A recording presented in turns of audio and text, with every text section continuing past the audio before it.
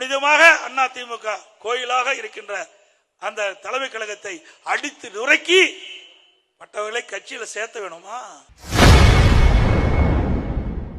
கோவிலாக நினைத்த அதிமுக தலைமை கழகத்தை அடித்து நொறுக்கியவர்களை மீண்டும் எப்படி கட்சியில் சேர்க்க முடியும் என அதிமுக பொதுச் செயலாளரும் முன்னாள் முதல்வருமான எடப்பாடி பழனிசாமி கேள்வி எழுப்பியுள்ளார்.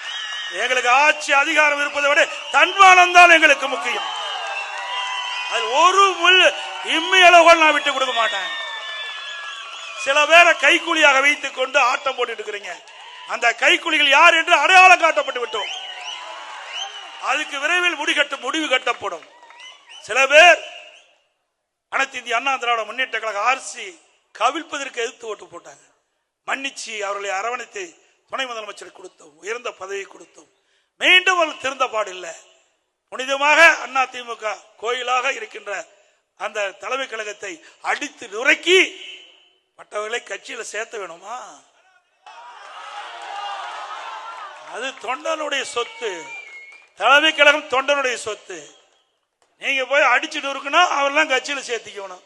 இன்னொருவர் நம்முடைய அனைத்து இந்திய அண்ணா திராவிட முன்னேற்ற கழக ஆட்சி கவிழ்ப்பதற்கு 18 பேரை கடத்திட்டு போனீங்க எம்எல்ஏ. அவர்களை கட்சியில சேர்த்து இதெல்லாம் யார் ஏற்றுக்கொள்வது? நான் தொண்டனாக இருந்து உயர்ந்திருக்கிறேன். எனக்கு உறுதியான எண்ணம் உண்டு, உறுதியான மனநிலை உண்டு. எதற்கும் அஞ்சாத ஆட்டேன். யாரை என்னை மிரட்டியும் பார்க்க முடியாது, பண்ண முடியாது.